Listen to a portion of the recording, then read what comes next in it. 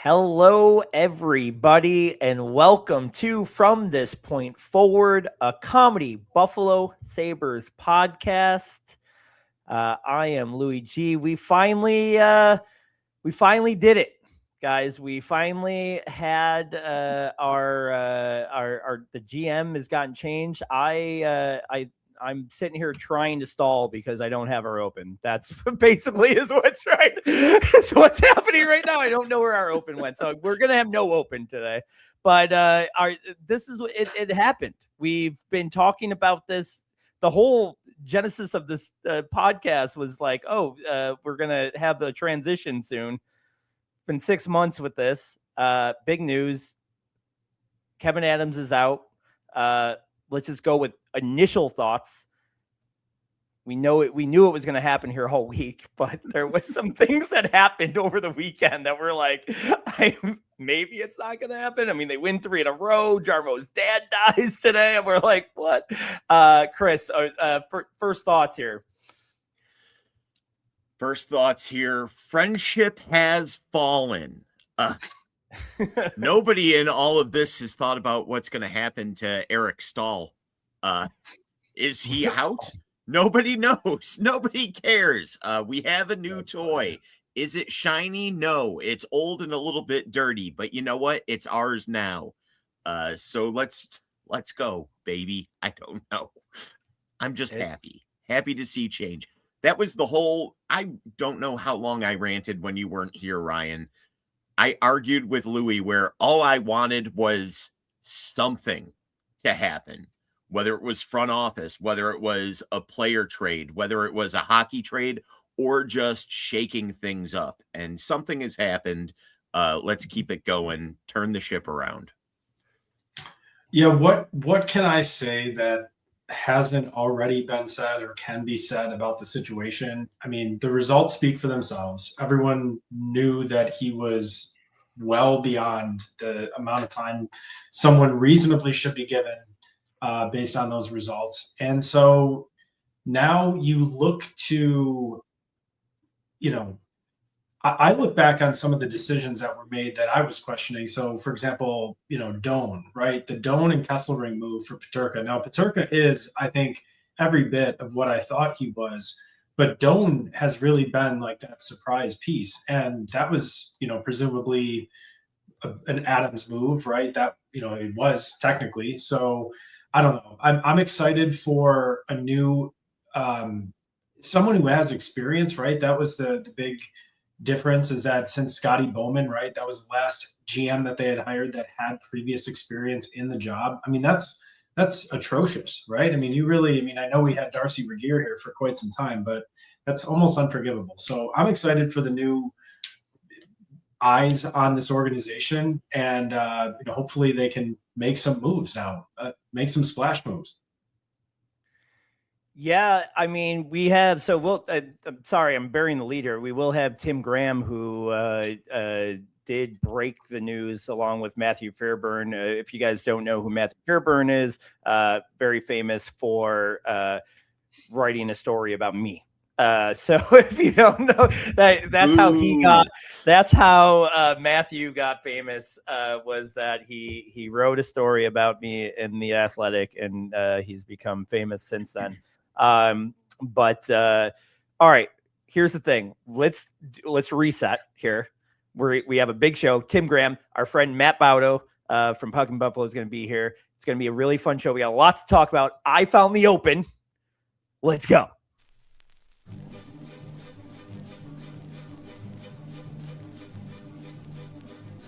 Acknowledge the fact that in one of your favorite movies of all time, you thought the slogan was "Ducks quack forever" instead of "Ducks fly together." No, it's you also think they live in wells. It's the whole theme of the movie, Lou. But he had the duck call. They go quack.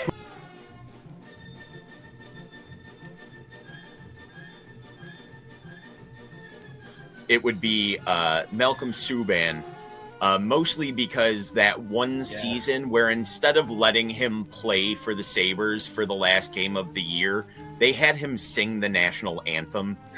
And it was a real, like, you're under contract. The season is over. We know you've only gotten to be up here a couple of times. How about you come back up here? Oh, great. I'll put my pads in the car. No. You won't need them. Just make sure you warm up the pipes when you're driving down the 90.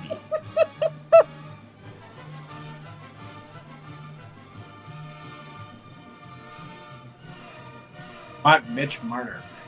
You heard it, Mitch. If you want to sign here, you can drill Ryan's mom.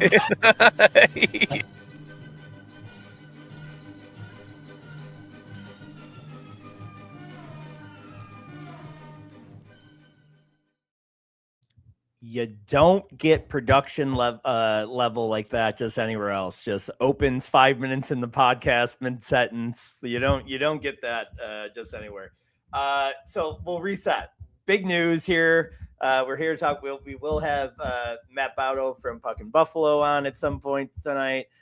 We will have Tim Graham joining us, who was the one who broke the story along with Matthew Fairburn in the Athletic and New York Times about Kevyn Adams. We'll ask about what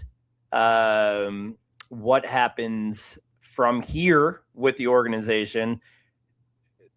You guys gave your thoughts just about, we've been talking about this for months. We don't need to, really talk about why this needed to happen. It is interesting. It's such a Sabres thing to happen after 3 straight wins. Like, they made the decision 2 weeks ago, before it very early on in the trip at the least. Maybe Tim can give us some clarity on that, but it seems like it probably happened pretty early in the trip, if not before. But then they go on and like win these 3 games. I'm going to go ahead and say it, like, not to make light about it. Sorry for your loss to Jarmo, but then Jarmo loses his father today, and we're with the 3 of us text like, did Kevyn Adams do it? I don't know. Is he trying to get himself a couple extra days in the office? It felt like it felt scary to like, is this going to happen now? Where I'm glad that they pulled the trigger. We'll ask Tim about this when he gets in. He's got to keep a role, right? Like, I think it's pretty obvious that he got hired as a guy with no experience from Pegula. Like, Pegula likes him as a human being. He's going to find some role in the organization. I see Ryan laughing. Let's play with that. Go. He's what was the name of your bartender that you like in the 100 level? Black Betty. He takes over for Black Betty he's like on probation. They're like, listen, we'll bring you back. But just like Dwight Schrute in the office has to do Michael Scott's laundry, they just punish him with like bullshit jobs for a while. I can't wait to go to the Odd Club to go see Black Betty, and right next to her is fucking Kevyn Adams flipping drinks. So they should make him happy. So he has to serve the Tage Classics. That's his job. That's it. He's doing. He makes them. What? Let's do it. I mean, do it as humorous as you want. That's funny. That's hilarious. I don't know if we're gonna beat Ryan. Chris, what would your role for Kevyn Adams be in the organization?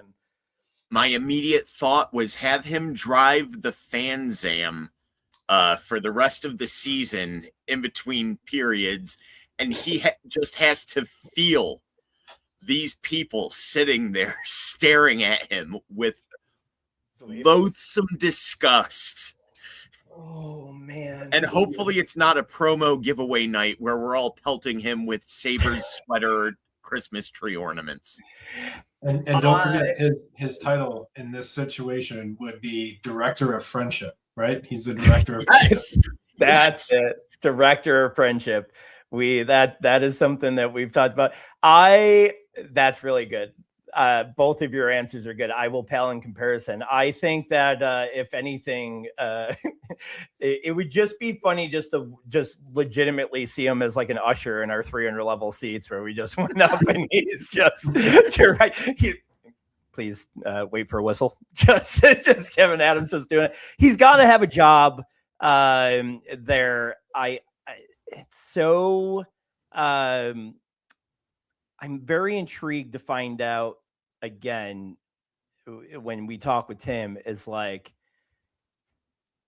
has he known this since the Jarmo hire? Did Pegula pull him to the side and say, hey, this is what I'm doing. I want to keep you in this role for now. You're going to be set up for life. Don't worry. You're always going to have a role in this organization and I'll always take care of you. I don't want to pull the trigger on this right now until I know what I feel about Jarmo, because all the reports that are coming out is like, that's gone really well. He's impressed the organization. He's impressed Pegula, not for nothing. But Terry Pegula seems like a guy that you can impress pretty easily. He's a bit of a rube. In a couple minutes and tell him he looks nice and you got a job. Chris, I'm sorry. Terry Pegula has met so many strippers who actually like him. Like, but they really like him. Like, it's not just, they're on the clock, but like they had a connection. He is, this guy fell for Rex Ryan. Yep. Yep. No, that that's so funny. When I just was talking that point through, that's the person that came to my mind was Rex Ryan. Yeah, he doesn't. Why did he fall for Ralph Kruger though? What was the appeal there? I don't understand. Like, I get it that he did actually. He was very eloquent in his press conferences because he knew how to answer questions and he knew how to, sound very smart, I think. But there was not a whole lot beneath the surface, I think, other than that. Kruger had like a charming, persuasive confidence. I don't remember his first season, and they went on that 10-game like non-losing streak to start the season and he was doing like a post-game press conference and somebody like asked him about how he felt about how great of a start he had with the team. And he goes, if you think things are good now, just wait until you see the system that I'm putting in place. And the way he said it, I actually believed it for another 3 games until he started benching defensemen for skating below the top of the circle. Like, I don't know. Do you remember the Chris, you maybe not Ryan. I know Chris, you got the comedy background with me. Like there's a Eddie Murphy Raw bit where he's like, who was it? Was it Mike Tyson? He's like, I feel like you can just pull the Jedi mind trick, or no, it was Mr. T. I feel like you could pull. Mr. T was mad at him. He goes, you could just pull the Jedi mind trick with him. If he came up to you and was like, I heard you were talking shit about me. And you were like, no, you didn't. And he's like, maybe I didn't. I feel like that's what Ralph did to Terry Pegula. He just started talking smart. And Terry's like, this dude knows what he's talking about. I gotta put him in, because that was, out of all of them, that is the most, to Ryan's point, the most challenging thing to see. Or Ralph Kruger just started talking about how he had a lot of experience in football, and Terry thought it was American football, and he was impressed by that. And then he thought he hired him for the Bills instead of the Sabres. So it was all sorts of nice stuff. It could have been. It was under the One Buffalo umbrella at the time. You're making a great point here, Ryan. It was.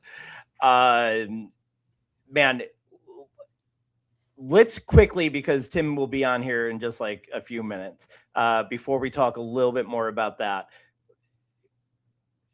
The team itself ends with 3 games here on the road, looking good. It's 3 not great teams that they beat there, but whatever.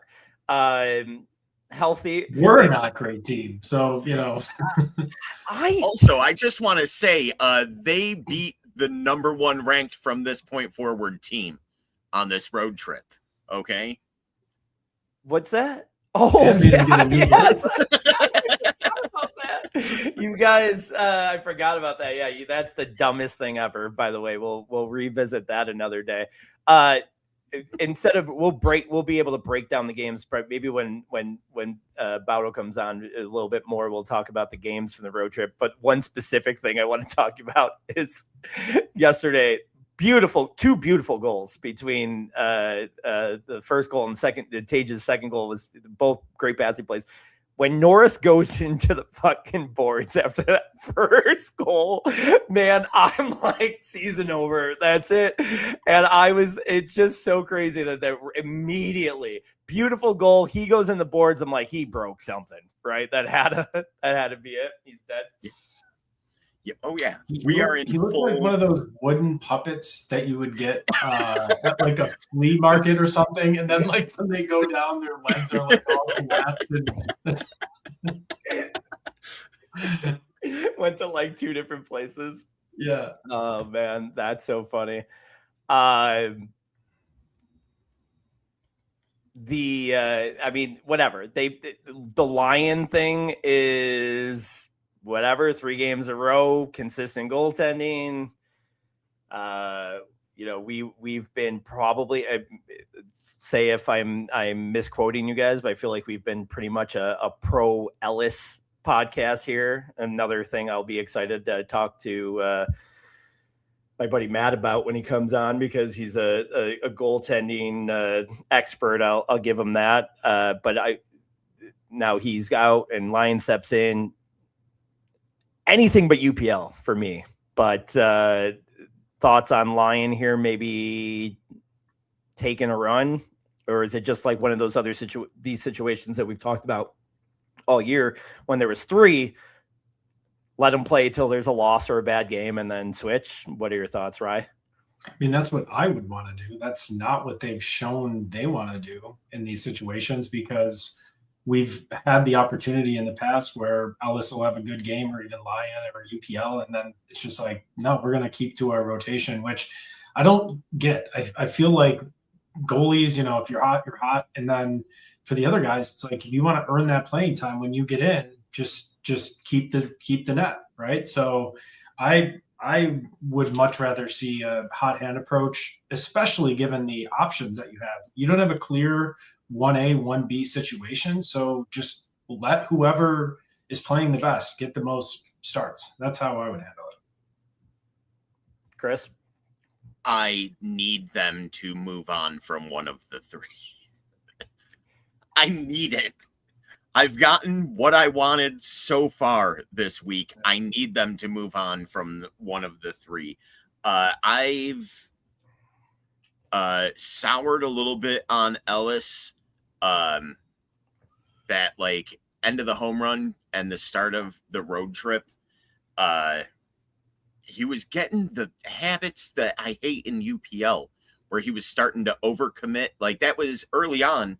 He looked great. He stayed between the pipes.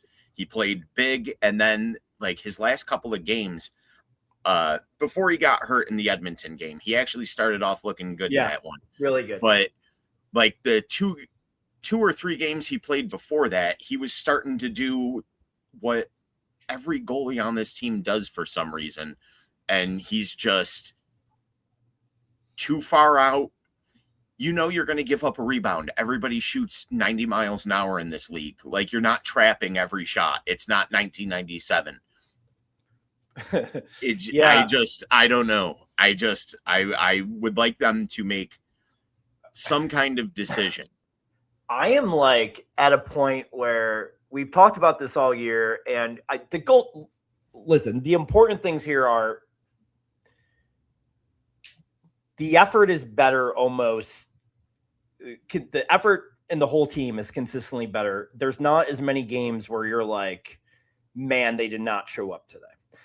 So that is a big difference from years past. Like, whether or not the wins are happening or whatever, I feel like I'll say this: if they didn't go through the injuries that they went through early in the year, I think that they're in that 7 or 8 spot. Like, obviously, it's only 6 points away. Like, they would have made up 6 points in this year if they didn't have those injuries. So you're getting a little bit more consistent play in front of these goaltenders. To me, it still seems like no one is gone on a run longer than a game or two. Maybe this is the most consistent line here in the last 3, but it's not like he's stealing these games for them either. You know, he's playing good. What he's not doing is giving up the UPL goal. That's the one soft goal every game that's deflating. And I'm not saying that that's like a strong thing for this team to like let up a deflating goal and then lose themselves. But let's face it, they do. A deflating goal goes in and then they lose themselves. And UPL is the one that's giving up the most of those. So he's the one I want like out of here. But like also none of the 3 have like impressed me enough where they're stealing games where I'm like, are we ready to talk about Levi? And then, but then most people, and I know I could already see your guys' faces are like, well, there's already a logjam. What are you going to do with, how are you going to get Levi up here? And the answer is, I don't care. And the new GM probably doesn't either. I'm going to give him credit. Like this is not Kevyn Adams.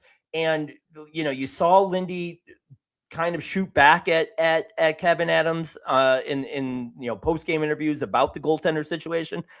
I think this gets cleared up quick, especially if they keep winning.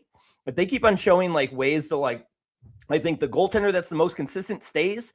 And I wonder if they don't ship out just whatever, lose UPL for a 7th rounder, UPL down to Rochester and eat the contract. Like part of Pegula making this decision with Adams has to be, I'm going to listen to this guy who knows more than Kevyn Adams did. You can't just make the change and still try to control too much. So I'm hoping that that's part of this. Bri, any thoughts? Well, I think this. So if Chris, your first priority for this GM is to ship out one of the goalies or get the goalie situation resolved, my first priority for him is to not re-sign Alex Tuch, right? I think that it's a kind of a ball knowing test if he re-signs Tuch or not. I really feel like that would be a big mistake. I think it's Oposo 2.0, and I don't want to hear the arguments about what a good signing that was. That was not a good signing. It never paid off at all, even close to the value you were paying that guy. And I think you're looking at kind of the same situation. They're probably around a similar age too from when they're getting this contract. So for me, it's a clear, send him at the trade done, send him now. So, convince some team that they're going to get some more value out of adding him to the locker room now instead of March. So do it now. I really want to see some activity before the roster freeze. Get McDavid in here. Let's go. It's about time. I'm going to keep saying it. They talk about in this, they post in their release, the Sabres have these graphics of like the things that Jarmo Kekalainen has done in his past. Then the one was like big swings or something like that. And I was like, yeah, I tell you what a big swing would be. Go Chris. Yeah, no, I noticed that in the post too, and I'm right there with you on the Alex Tuch thing. It's goalies were number one priority just because Lou brought it up first. If we would have started with Alex Tuch, that's where I would have been at too. This is, you make a move like this when you're ready to rip the Band-Aid off. Like, COVID's over. Try to get that stadium as full as you possibly can every night. And the best way to do that is to find something for people to be excited about. And if that means we no longer have the weight of the Kevyn Adams moves, nobody who was in those deals for Eichel or Reinhart or any of the other shit that he did, nobody there wasn't a successor in-house. Jarmo wasn't a part of that. He's got free reign. I feel like he has to have free reign to do whatever he thinks is best right now. He's 10 years GM experience, 20 years front office experience. Like, if you make a move to a guy like this, it's because you're giving him the keys. Yeah. And again, because he's been that, like, big splashes, maybe a lot, but he's definitely active. I mean, you look at his career as a GM, this is going to be the most active. I mean, again, of course it will be a Buffalo Sabre. He comes there, he just sits on the roster, doesn't make a move after. But no, I mean, I think something comes quickly. I think something is done with Tuck. The goaltending thing, I think, because it's Lindy's biggest part, and that's, again, we're going to have Tim on here in a couple minutes. We'll ask him, is Lindy part of this plan? Even this year, like that, it sounds like there's moves still to be coming here over the next immediate future, like few days, weeks. I don't know what that is, but it sounds like there's more coming. Is Lindy part of that? It's hard to do that. It's hard to fire a coach after 3 straight wins. I will give you that. But if he's part of this, he is stressed not wanting the 3 goalies. So I think that's the top priority, is the goalie thing. But then Tuck has to be like 1B. And whether that means move him, it's so hard to move Tuck in a hockey trade. That's the thing. And you got to make a hockey trade right now. You can't just give away Tuck for pieces, or like young pieces and prospects and unless that's how they justify it. Jarmo comes tomorrow. He's like, this is my job now. I'm taking it over in a rough spot, and I do have to do a little bit of retooling here. And we hear the whole one more rebuild. I don't think that's going to happen. I think the team is talented enough with a hockey trade that they can make moves pretty quickly. I just don't know if Tuck works in that scenario unless a team can work out an immediate extension with him during a trade. Chris? I think, and this is where I'm new administration, new thing. I don't need Tuck to be a hockey trade necessarily. If coming in, you're like, I'm taking pieces to send with somebody else for a hockey trade. Maybe you go Tuck for some assets, and then we start talking about the Owen Power of it all. Some of those guys, the Quinn thing.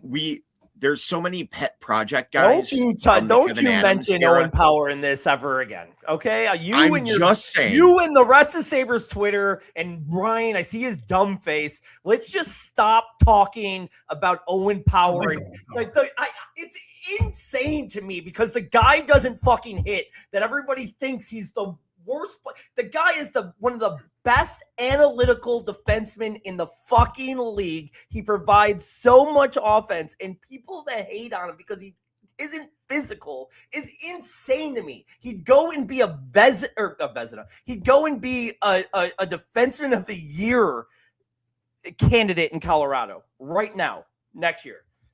That's how he'd be the 7th best defenseman on Colorado.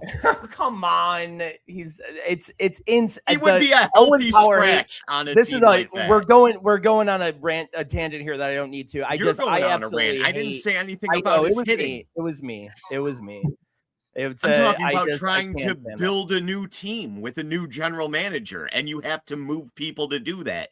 He's probably the most expendable defensive piece that might fetch you something back along with some other stuff. So you want to trade Dahlin and some picks? Chris? I mean, at this point, let's go. I'm open to that. At this point, I don't want to say no to anything, but no, I just am very much against the Owen Power hate. It's dumb to me. I didn't say it. Hey, I hated him. I just said that they might be able to trade him with some picks. Instead of like in the NFL, they have stop hate in the end zones. Louis wants to get stop Owen Power hate I want it right across center ice. That's what I want. All right. Well, we do have our guest here. We're gonna bring in Tim Graham. Tim. We got you in. Let's see. We gotta find a spot for you. Sorry. I'm really good at production. Here we go. There's Tim. Tim, how you doing, buddy? Wait, did somebody just get bounced? What? You said you had to find a spot for me. I was looking on the grid there. Nobody just got bounced, did they? No. We had a 3-person thing and whatever. We got in. No, we would, but we would, if we had to bounce somebody for you, we would. I wouldn't want to pick who it was, but it would definitely be Ryan. If I had to, definitely be.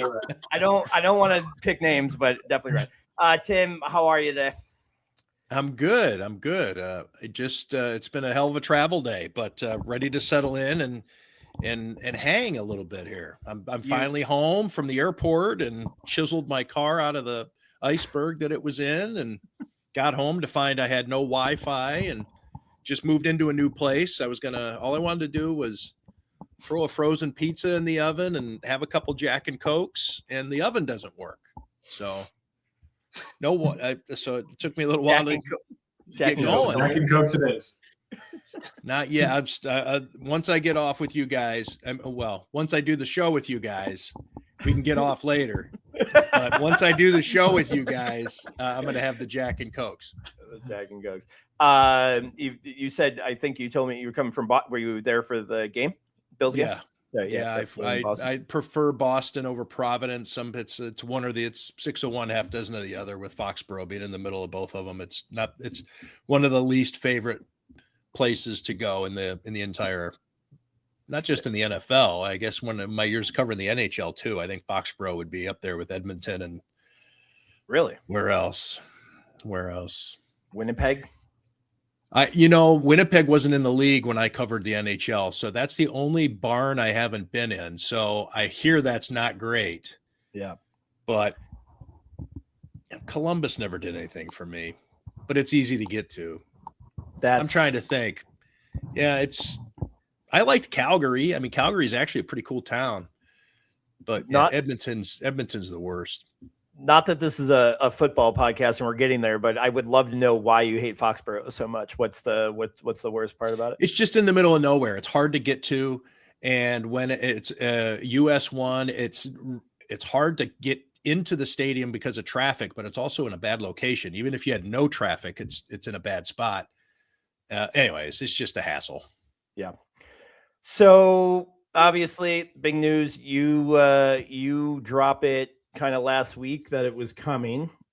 I guess the first question is, for me at least, how long has this been on the table as far as what you know? Like, when did this really start? To me, it seems like this could have even been a thing when they hired Jarmo, that like, hey, give me some time to get to know this guy, but this is probably what's going to happen. What's your sense of like how this went down and how long that this decision's been made?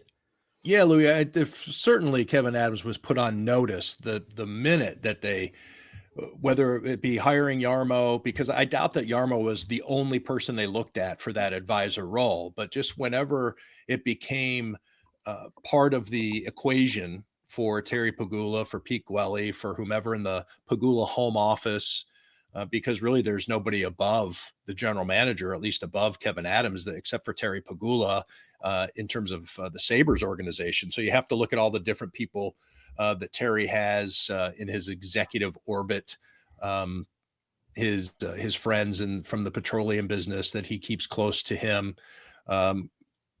So somewhere along the line, he came to the realization that he needed somebody to babysit. And as soon as that happened, I think Kevyn Adams pretty much had to I wouldn't say he had to be flawless, but he needed to start hitting at a really high batting average with his moves. And that just never happened. And not only did it impact the team in terms of its inability to get out of the funk, to break out of the playoff slump. And I know that there's still a chance that it could happen this year. It doesn't look like it, but maybe they catch a spark. They did to just win 3 in a row on the road. And maybe this sparks the team, because from what I understand, and again, I'm not one of these insiders. I'm not around the locker room, the dressing room. I'm sorry. It's a hockey show. I have to say the dressing room. Sweaters, they wear sweaters and not jerseys. There's the logo that you can step on in football, but you cannot in hockey. So I do need to remember my atrophied traditions and vernacular. But I will say that being around the team hasn't exactly led to a lot of breaking news either. So maybe not being around the team is the trick. But I will say that the players don't like Kevyn Adams, and change could actually be a catalyst here. New. I know that everything has been kind of there's been this malaise is probably the best word that I could come up with. This malaise that's been around the team, the organization for a decade and a half.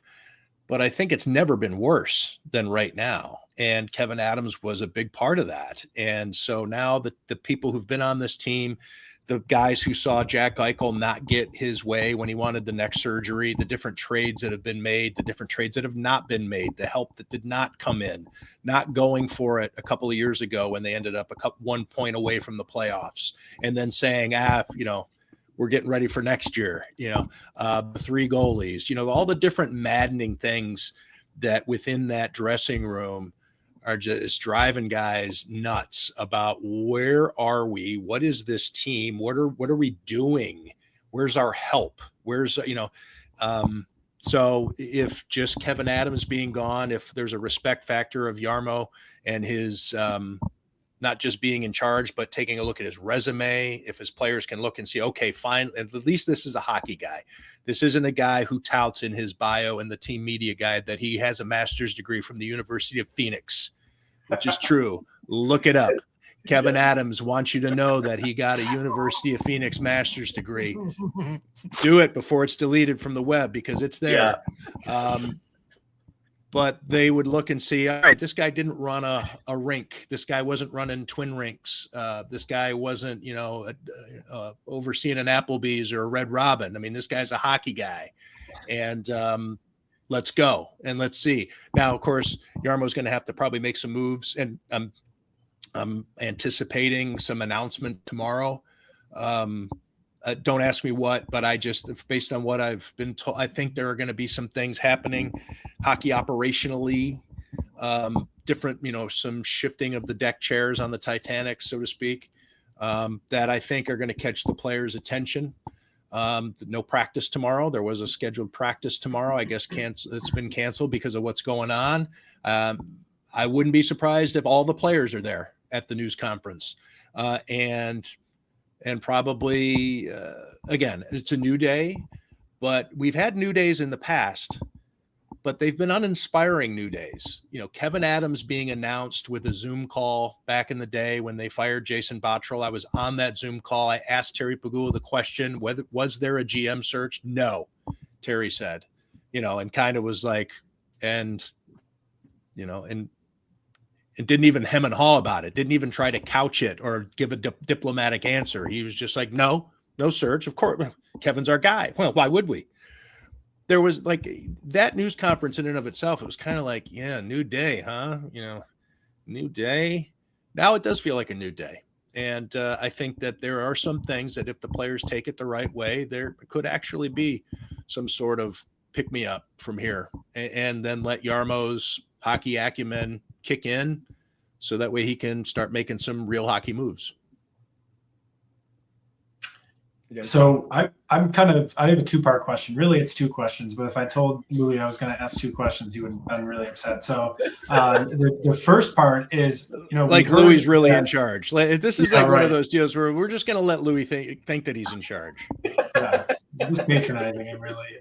So first question, or part of it, is when you heard that the Sabres were in on Quinn Hughes, my first question or thought is, who is making that? I mean, you mentioned that there's babysitting going on. I'm sure Jarmo is probably really behind that because the decision was already made. And then is there someone else like still potentially coming in to be like a director or hockey ops? Like, is that the surprise that might get people's attention? My first thought was like, is Brendan Shanahan coming in here? Like, I think it looks the Sabres, I think, really want to right now signal to everyone, including their players, that they're serious, right? Like they're not a joke anymore. And I think that type of move would also go a long way.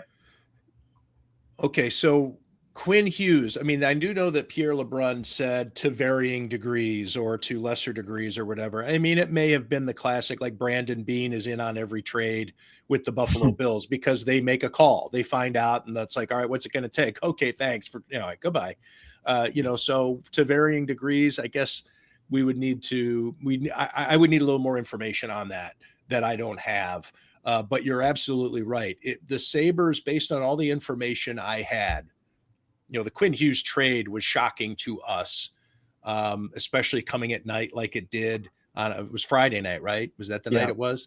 Yeah. Coming on a Friday night, it was kind of like out of, in December, you usually don't get a big trade like that.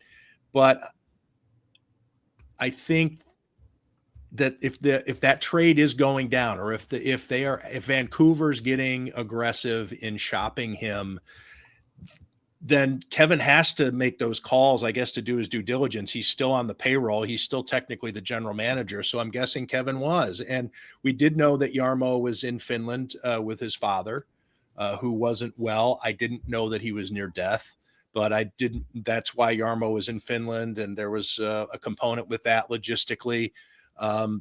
So, I mean, it would probably be, was Jarmo working the phones while his dad's sick? We don't know the situation there, how sick his dad was, I don't want to really get into that, because then it kind of really gets, I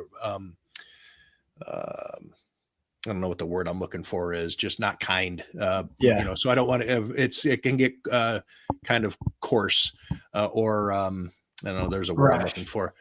Yeah. What was the word? Brash.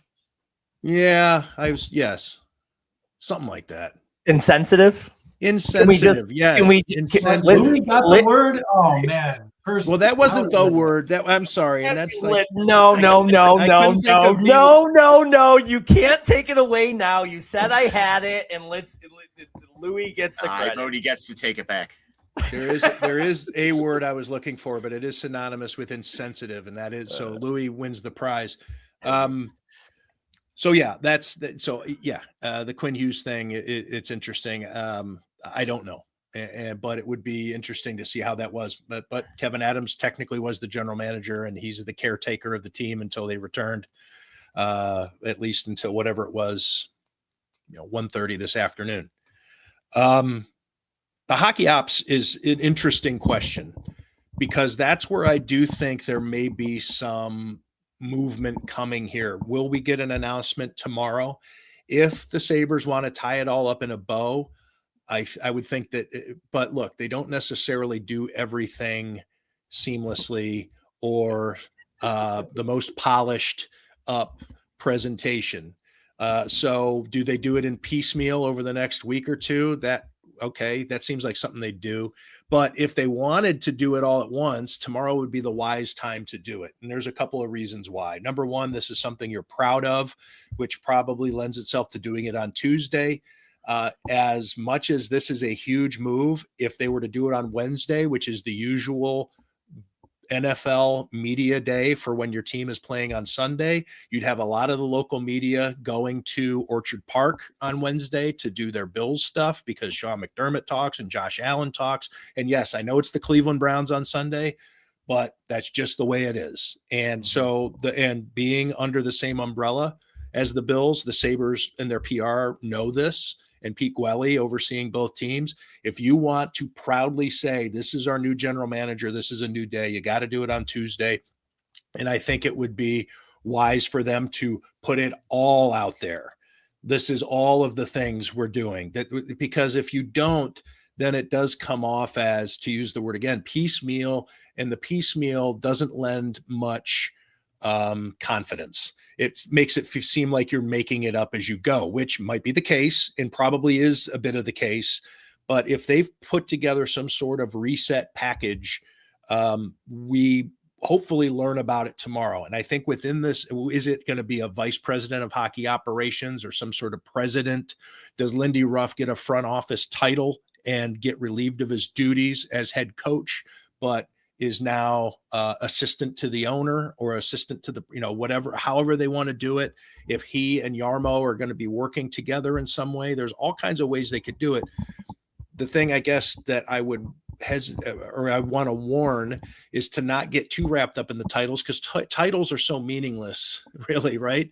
We got to know what the job description is and who reports to whom, because a director of hockey operations with one team might have a totally different job description than a hockey operations director with another team. And the general manager might have more power than the hockey operations guy, whatever, or vice versa. And it spins around. Sometimes the coach has more power than the general manager. I mean, we see every team is different, but that's what I'm most fascinated to learn next, is what shakes out within the hockey operations, because it's been bare bones for so long, and there is all kinds of room to put people in different positions, whether it be hiring new ones. Let's hope they do. I think it would be good. It'd be healthy to bring in some new voices and some new fresh ideas, and also who they currently have that they will maybe nestle into a certain job. And maybe Seth Appert ends up as the head coach and Lindy Ruff in a title in it as whatever, fill in the blank on the title. And I think I know that I'm rambling, which I do all the time, but I found it interesting, and I've asked Terry Pagula this question in the past. The Bills are set up in which the head coach and the general manager both report to Terry independently. That would be great if they had. It would be so good if they each week they had, and it would be fascinating, right? God. So they each go to Terry, but always with the hockey, it's been the head coach reports to the general manager reports to the owner. And I recall asking Terry that. I think when Rex Ryan was the head coach, I was like, why do you do it that way? And he was like, because that's the way you do it, or somewhere, because that's the way they do, or like his view, like, why can't, if we're the balance of power with the Bills has worked so well. It was Rex and Doug Whaley each reported to Terry, it was to Russ Brandon, and then once Russ was, anyways, but it was always like, this H-shaped thing as opposed to an I. And I would like to see a situation where the coach and the general manager are working in lockstep together, as opposed to a subordinate type role, and they both have to report to the owner. And Terry likes to be clued in on all these things. It has worked with the Bills. Why couldn't it work with hockey? Chris, you got anything? Sorry. First off, explaining that leadership thing, I've heard about that, where they report separately and go up, and the GM and the coach not being in certain meetings about player movement together. And it's absolutely baffling to me that you wouldn't want them to be in lockstep. I just had to get that off my chest. That's wild to me. But this is more of a hypothetical about the way everything went down, because this was kind of the worst kept secret on this road trip. After the 3 losses, it kind of just got out there and went up. And then the Quinn Hughes thing happens. And just in your opinion, does something like that rumor being out there, does that hinder, even if they were aggressively going after Quinn Hughes, does that hinder a move like that because they don't necessarily know who's calling the shots on the other end, and might be worried about the kind of deal that they're getting because this person clearly isn't trusted by the organization anymore, even if they currently have the keys? Yeah, I think it could. But also, if I'm a general manager of another team, I might want to aggressively see what the Sabres will offer me, because this guy's, is he desperate? Is he clinging to job? Maybe he's running out of power and he has a chance to make a move. I don't know. Maybe he does something stupid. So I don't think that it would be the other team that would balk at dealing with the Sabres, although I could see it as being problematic. Like, I'm trying to get a deal done with the Sabres, but everything keeps running. Kevyn Adams has to hang up the phone and go talk to somebody else every 20 minutes, that type of thing. It could be like a fatigue, but I don't think that they'd look at it and say, well, this guy's on his way out. I don't want to deal with that. You mentioned, how that the road trip started and things, the worst kept secret. I think that it really was kept secret until, I started to hear about it, and it was reckless, I think, of me as a journalist. I do my podcast is not my day job. My day job is for The Athletic. And I had heard some things and tried to sort through it. I had a couple of sources. One of my sources was kind of weird in that it was very non-traditional, but had the person clearly had some details that made me take a little notice, but not necessarily something that I'd go to the Sabres with and say, look, I'm going with this story and I need a comment type thing. And then I heard some more the next day. And then I started to get, everything kind of a little foggy in terms of, trying to sort it out, and people telling me, well, I don't know if I'd believe that, or I don't know about this. And so I ended up talking about it on my podcast on Wednesday. And I led with my chin. I was pretty much saying, this is what I'm hearing. I'm hearing that Kevyn Adams is about to get fired. And that's something I would probably shouldn't have done, because anybody who wants to listen to my podcast would say, oh, shit, I better start calling my sources. I'm talking about competitors of mine. And it still kind of sat there for a while.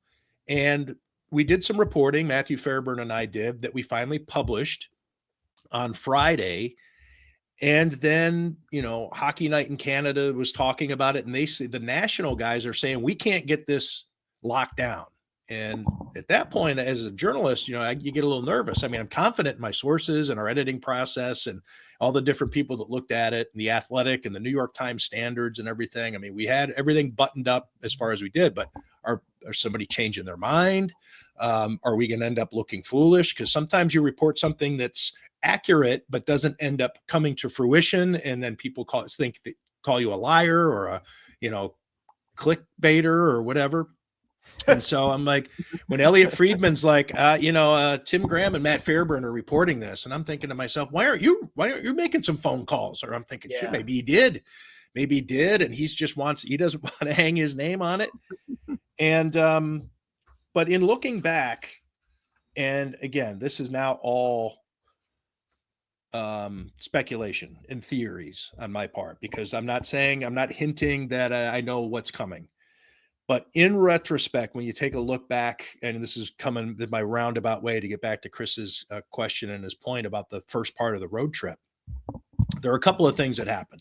Number one, Noah Ostlund being sent down and Lindy saying what he did, and everybody trying to read into it. Was he taking a shot at Kevyn? Wasn't he? That's the one that we all noticed, myself included.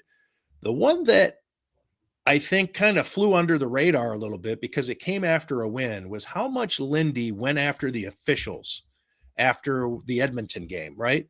Yeah. It was Edmonton. And I didn't think much of it, because Lindy will speak his mind on occasion. But I had an informed, I wouldn't say a source, but somebody who's sharp and good at reading things, said to me, that sounded to me like somebody who knows he was no longer going to be the coach. That's somebody who is saying things about that he's getting it all off his chest. And this was after a win. And I was like, you know what? That was kind of that was a bit over the top. Lindy going nuts like he did after a win. And then I start to think, well, that's not necessarily a bad observation. But then you also start to wonder, I mean, again, this is speculative again. Conjecture, total conjecture. If this, whether it's Ostlund or it's the three goalies, Lindy was talking, a couple weeks ago about how, three goalies, it was tough. I think Colton Ellis had and he said, it's tough on me. He says, it's tough on them and it's tough on me. Ding, ding. That was un-Lindy like, I think, he's kind of starting to beg. And I wonder if there was an ultimatum at some point. It's him or me. Like, you got to figure out what you're going to do here. I can't coach like this anymore. And now, again, that's maybe dangerous of me to even speculatively put words in Lindy's mouth. But I will say this. When Lindy was with the Sabres and he was a healthy scratch as a captain, he infamously told Ted Sater to take the C off his sweater. And it's something that Lindy said in years later. He told me in an interview that he regretted doing that, but he basically resigned as the Sabres captain because if his coach didn't think he was good enough to be out on the ice, then he shouldn't be the captain. And not only did they take the C off of his sweater, but they ended up trading him.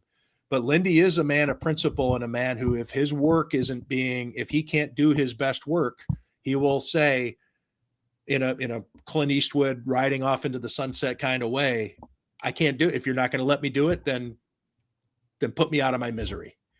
And again, pure speculation, but that's educated speculation as somebody who's been around Lindy Ruff since the year 2000. And those are just things that I think about as we head into a 10:30 a.m. news conference tomorrow. And I know I asked you for 10 minutes and we're going on 30 here. I mean, that's my own fault. I was going to say most of it is because you won't shut the fuck up, but I wasn't. I'm glad. Understood. I know. This is what you get. I love this it. is what you get. And that's what I get too. When I say I'm going to do a podcast or whatever, and I'm well, I'm going to block out this 50 minutes. No, I appreciate it. I won't take too much more of your time, but there was a couple things here from these three questions, and your responses is like, Ryan asked about Shanahan, and you kind of didn't. Yeah, I don't. I guess this will be. So I don't know. That's not an. Yep. I guess my point to that is that I like all your other points is that there might be something here soon. There probably is from all reports, and maybe you've said as much that you have a feeling that there is something coming. To me, if it was Shanahan, probably out there by now, right? Like if it's probably so, right? Yeah, like probably so. I'm assuming it's not that big. And then in another thing that you've referenced here in the Lindy thing is maybe he gets replaced and all this and gets a organizational role. It's a lot harder to replace a coach after 3 wins than it is to replace a GM the GM thing was made up, right? Like you broke it last Friday. It was probably that decision was made a week ago and for different reasons it couldn't be announced. But like it's the team just played really good, and maybe Lindy did give that ultimatum. Maybe Lindy did say so. Maybe he gets some time here to see. And you scared me. Does with he want it? Does he want it? Who knows? I mean, there's all kinds of things that there are a lot of unknown knowns. I guess these would be things that have happened that we don't know about yet. And maybe offers that have been made. Maybe it's like, it could even be this. I mean, again, hypotheticals, but based on the conversations that I've been having, these are the types of things that seem to be in play. Could be something along the lines of, would you be interested in this title? And if not, we're going to let you go. So just because, there's all kinds of things that could happen. But to your point about, Shanahan, I think Shanahan, as prominent as he is as a name, as a player, and as an executive, much like like Babcock was when he was a coach. I mean, these guys have agents and have been around, have a lot of friends in the media. Kevyn Adams had no friends in the media, really, unless maybe you want to go back to whoever covered him, whoever was with the Raleigh News and Observer, back when he was with the Hurricanes. He and I actually had a good relationship because he was from Clarence and I covered him as a local player in the NHL. But as far as I know, I'm talking to other members of the media. They're like, he hasn't returned a text from me in a year and a half, or he hasn't, he just didn't play that game, maybe to his detriment. But Shanahan and Babcock have plenty. There's all kinds of ways for that information to get out. So I think that's a big tea leaf, Louis, that you've properly read. But so if that were to happen, I think that would be stunning, because that would be an incredible secret, right? Because he is so huge. That'd be a big one. But do we know? Who's to say? Maybe they pulled it off. Do we know? One or two. We kind of were joking around before you got here about what the role would be of Kevyn Adams in the org. But do we know if he is going to stay in the organization in some role, or do you have any lead? It doesn't look like it, but I guess that could happen. But I would think, again, from a PR standpoint, that would be kind of cruel to say he's done and then kind of let for 24 hours, let people think that, and dance on his grave, as opposed to he is being reassigned within the organization. Then, then everybody can at least respectfully, choose their words a little more wisely, I guess. But yeah, I that would be weird. I said that they should make him serve the Tage Classics to, pay his time. Well, we did find out, and Matthew Fairburn found this out in his reporting. We were under the impression, or a lot of people were, that Kevyn Adams' contract only ran through this season, and as part, the double byline. So sometimes you can't tell who reported what. But I want to give Matthew Fairburn credit on this. In his reporting, found out that no, he had gotten another year somewhere along the line. So that was interesting to me. They have to, so yeah, they may need him to shake hands at the front door at the atrium for anybody coming in.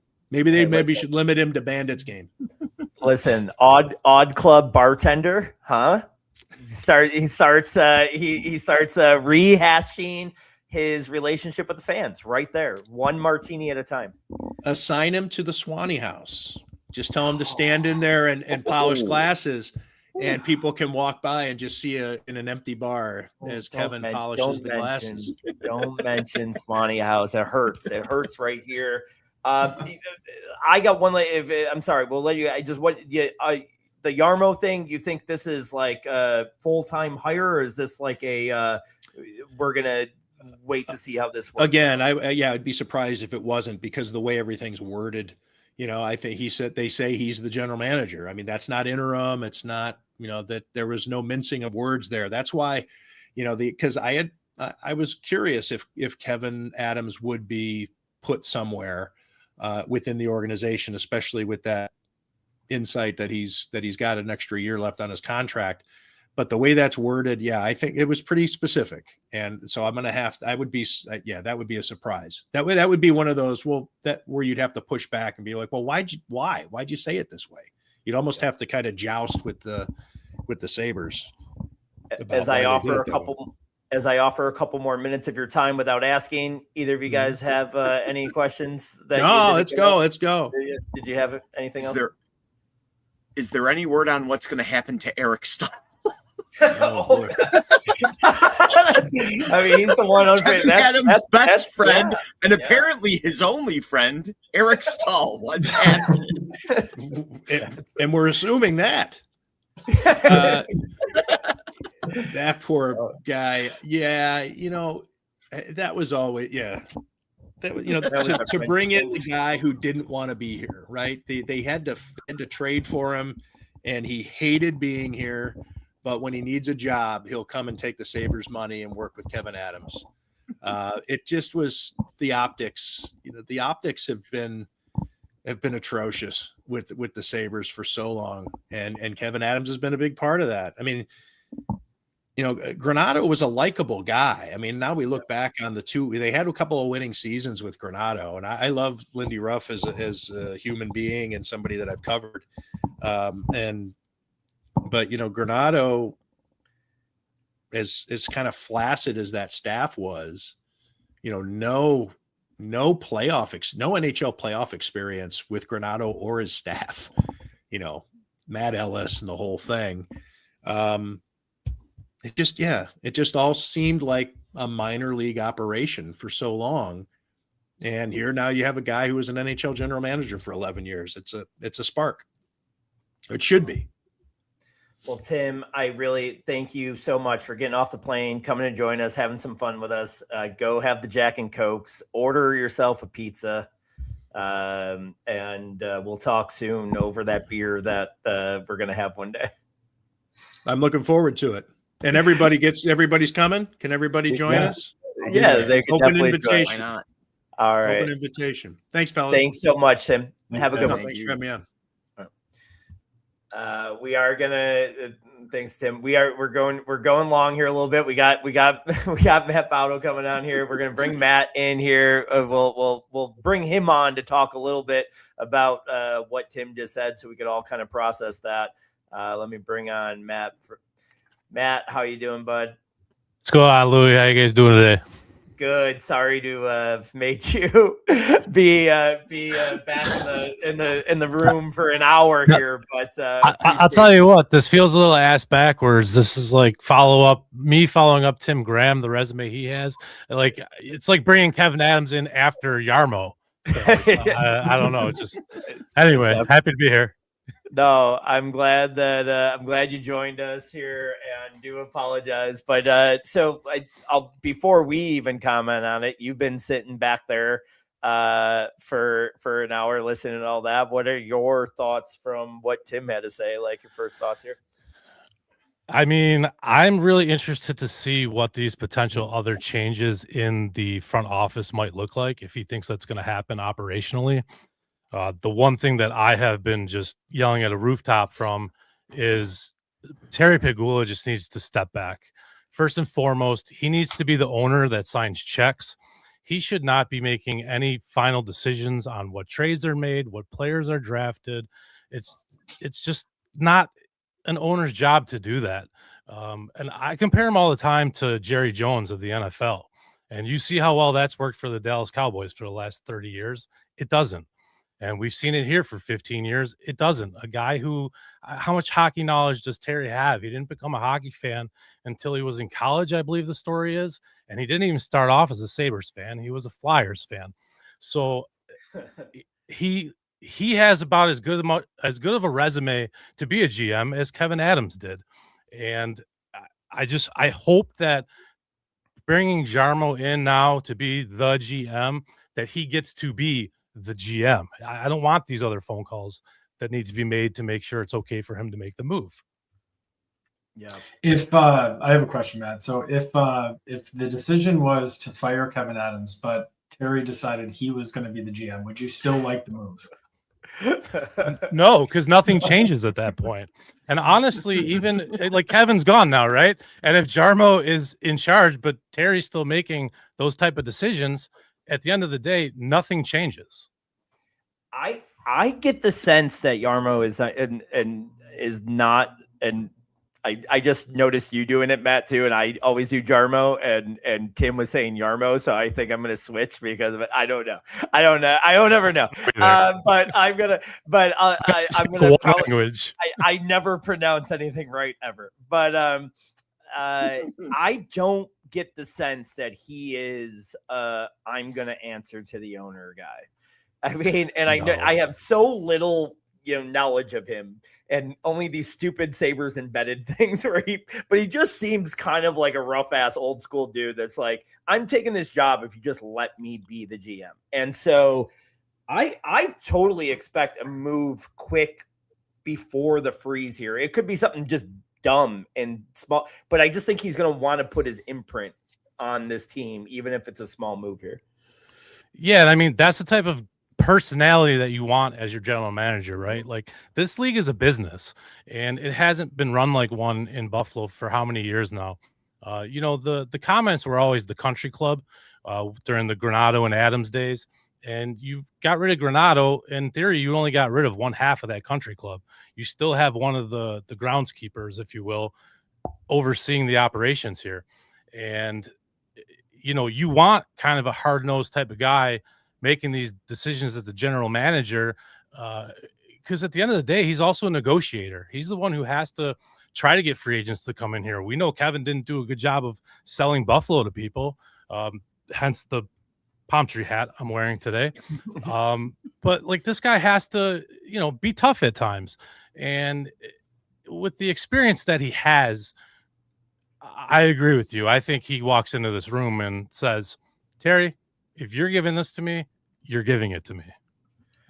Chris, your just initial thoughts after talking to Tim here. I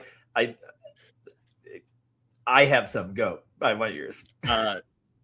I mean, there was a lot going on in that, and I felt felt the same way since we first talked about, and I have been thinking about how you pronounced his name, Jarmo Kekalakin, or whatever, when they first hired him. And then you read his finished tweets. Sorry. Like that whole year, like, unless you, I mean, it's got to be one way or the other. Either he did not take the job without, like, I'm coming here to see how things work. If they don't work out for you, I am stepping in, but these are the terms for stepping in. Or, classic move for the Sabres the past 10 or so years. He just came here for a check. But if he's taken over the driver's seat, I feel like it's more the first one that Matt was also saying, that he's ready to drive. And that's most of what I'm interested to see. Tim was so ominous with some of those front office moves that he was talking about, and he really threw a lot of the Lindy not being there anymore. That sounds like that's happening. Which, but again, it's so hard to fire a coach after 3 wins, but it does sound like that's. But wouldn't they make the move on the same day if that was the plan? They might not have a new coach buttoned up yet at this point. Yeah, and they still might. Honestly, I've always been of the opinion that Ruff came here initially on that 2-year deal with the possibility of him moving up into the front office. Yeah. So I don't feel like that's out of the question here still. And maybe it's something he's contemplating. Maybe if it is an ultimatum, as I think Tim kind of suggested, potentially something that could have been. Maybe he's still kind of deciding if it's what he wants or not. I'm over here Googling the Christmas song from Christmas Vacation, the Melee Collect Me, because I want to do a parody of Jarmo Kekalakin, and I'm going to do it tomorrow. I just got to learn how to say his last name. I have a new theory. So I just looked this up because I do think it's relevant. So the Sabres are going to want to do well by Lindy Ruff, right? And anything that they do. He is right now, what is this? 18 wins away from tying third for Paul Maurice all time for coaching wins. So I think they let him finish out the season. Maybe the announcement is that, following the conclusion of the season, he moves up to the front office role, and then they, are going to start a coaching search, something to that effect. I just wonder, I mean, he's so close to tying, or moving into third all time. I think they might want to let him get that. I mean, it's 18 wins away. He finishes the season. I mean, I think we could probably squeeze out 18 more wins. So that's not the dumbest thought there. Like I want to always make that's what I was going for. I always want to make jokes on this podcast, but I'm like, no, actually that makes a lot of sense. I like the idea. Fucking Tim mentioned Seth Effort. I almost threw up. I hate that idea. But fall out of your chair. I did like the idea of Leone coming up and just giving him the interim role and seeing what he could do with this team, because I don't, try something new. Especially if you're keeping Ruff up here. But I don't know. I think that gets done today if that was the decision made. So maybe tomorrow or whatever this week, as Tim's talking about, is the front office. But I don't think you're not, or the news would be out right now.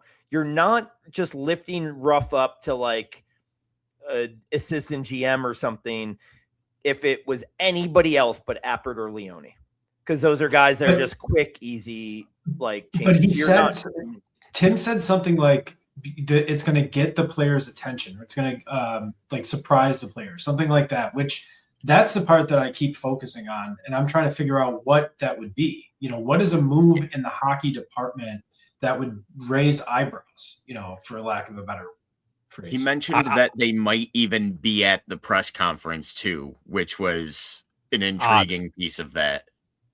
They're bringing back Pat LaFontaine, baby. Wow. He's going to restore.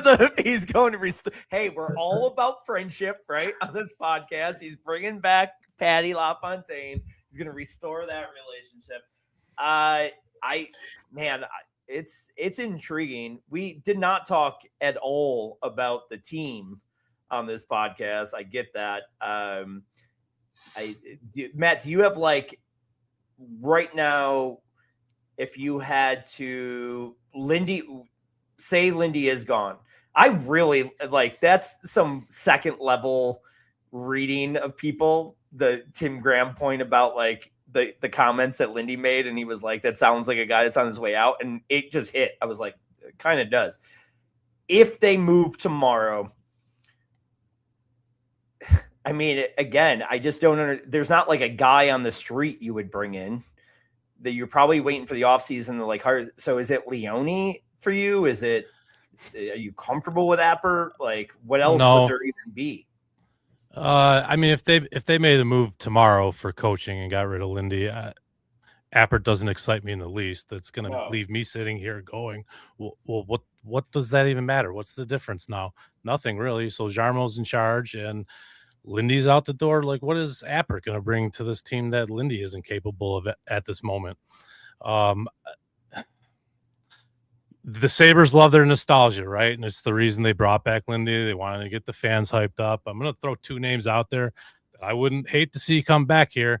And I don't know positionally because some of them they're both under contract in other areas around the hockey world. But Michael Pekka and Jay McKee are two guys that have strong ties to this organization that have had pretty successful careers coaching. I mean, McKee in Hamilton, and I think they've actually moved to another city in the area now. That he's won the OHL Cup, whatever it is, there in the past years, and they've been successful this whole time. I'm not suggesting bringing an OHL coach with no experience to be your head coach, but I don't know. Pekka's got some NHL experience on the bench, and maybe you find a way to bring both those guys here. Either way, the move that needs to be made first with the coaching staff, I think Lindy should stay for now, regardless of the 18 wins or not. But that whole staff just needs to go. Let him bring people in, even if it's Leone to come up and be one of the assistants on the bench. There has to be other people within the organization or other people in the hockey world that are looking for an opportunity to be a bench coach. Guys, hear me out. Kevyn Adams for bench.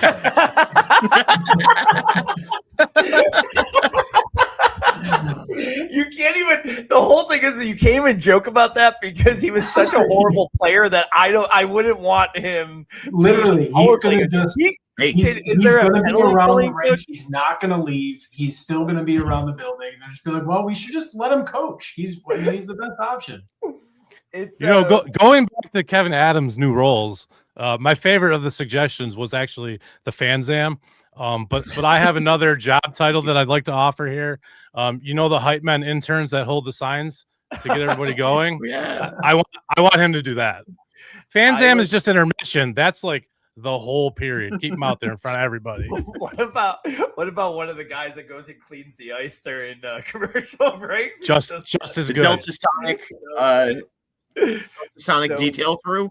So great.